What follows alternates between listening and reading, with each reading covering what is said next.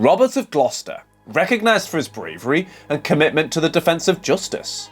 In the medieval history of England, there was a character who played a crucial role during the 12th century. This individual was a prominent figure in the political and military arenas of his time, and was noted for his loyalty and dedication to a just cause. While his name may not be as well known today, his legacy has endured in the annals of history, reminding us of the importance of courage and determination in the pursuit of justice and the common good. Join us to learn about the life of Robert of Gloucester, one of the most important figures of the 12th century period of English lawlessness. The rise of Robert. One of Robert of Gloucester's most notable actions was his victory at the Battle of Bremule against King Louis VI Le Gros of France, which took place in 1119. In that battle, Robert's leadership helped his father retain control of the Norman territories in France that he disputed with the French king. 2 years later, Henry I decided to find a wife for his son, so he betrothed him to Mabel of Gloucester, daughter of Robert Fitzhamon, the Lord of Gloucester. After marrying Mabel, Robert inherited his father-in-law's lands and acquired the title of Earl of Gloucester, a noble title created by his father in late 1121. The conquests of Robert. Robert of Gloucester's military victories were not limited to the Battle of Bremule. In September 1123, he had to face a new rebellion in Normandy led by the Counts Amari III and Galerin IV to reclaim that territory on behalf of Guillaume Cleton, the nephew of Henry I, who had lost his inheritance in the war between his father and uncle. Robert's army marched to the Cotentin region to confront the new rebellion, which ended with the capture of his enemies and the defeat of the Norman Counts.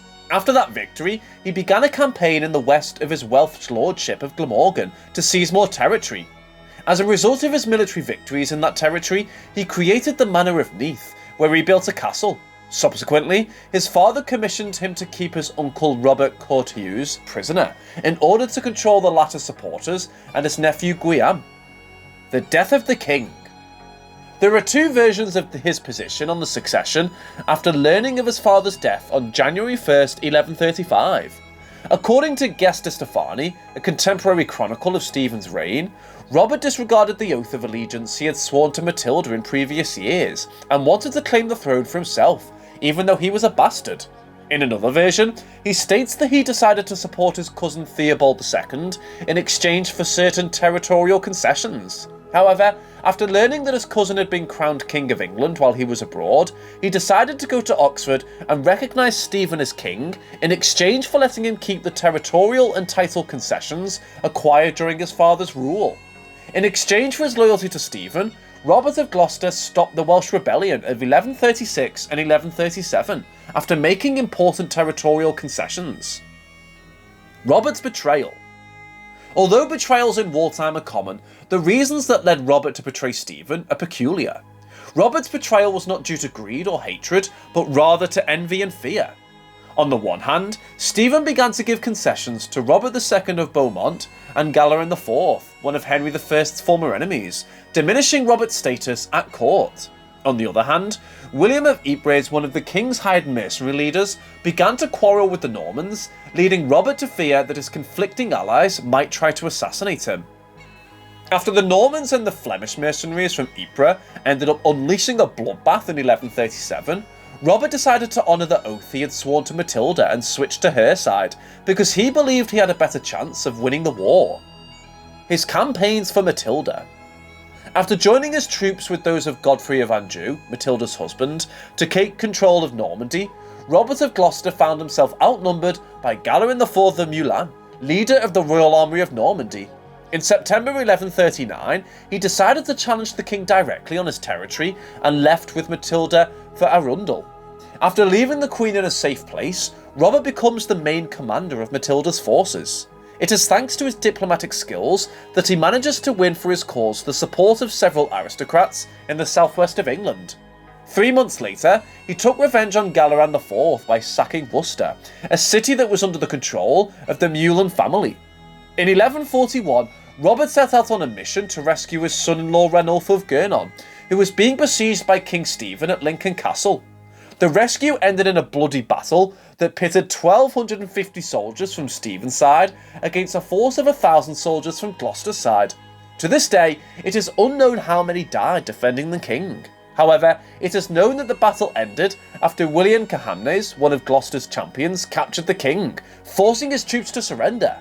After the battle, Stephen was transferred to Bristol, while Robert went to London in the company of Matilda to celebrate her coronation as queen and end of war. The unexpected twist. Although the War of Succession seemed to be coming to an end, there was one factor that neither Robert nor Matilda had taken into account. The people liked Stephen more than they did, and after the enormous destruction their armies left in their wake, Matilda was rejected by both the ecclesiastical authorities and the people when she attempted to be crowned queen at Westminster Abbey. And as if that were not enough, Bishop Henry of Blois, Stephen's brother, the mercenary William of Ypres, and Queen Matilda of Boulogne, Stephen's wife, gathered their troops and laid siege to the city of Winchester, where Matilda was located.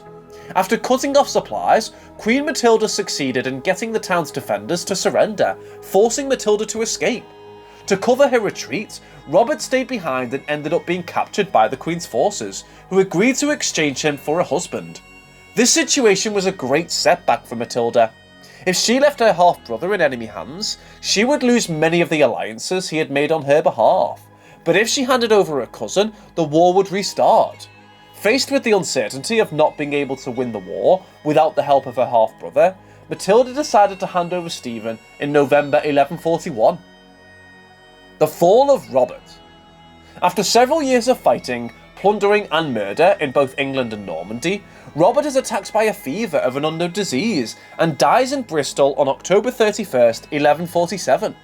After being buried at the Benedictine Priory of St. James, Matilda's cause suffered a severe blow. Her greatest general had fallen, and her cousin Stephen was about to achieve his goal. She would never be queen. The people hated her and considered her too authoritarian and overbearing. However, she still had one card in her favour.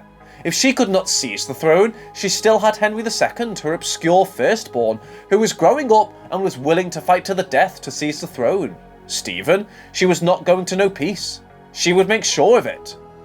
In conclusion, the historical figure we have referred to has left an indelible legacy in the medieval history of England. His tireless dedication to the cause he championed, his bravery on the battlefield, and his commitment to the values he considered essential made him a memorable character. Don't close the video yet! Before you go, please subscribe and leave us a like if you like the content. It will help us to grow and keep making much more content. Now, without further ado, we say goodbye.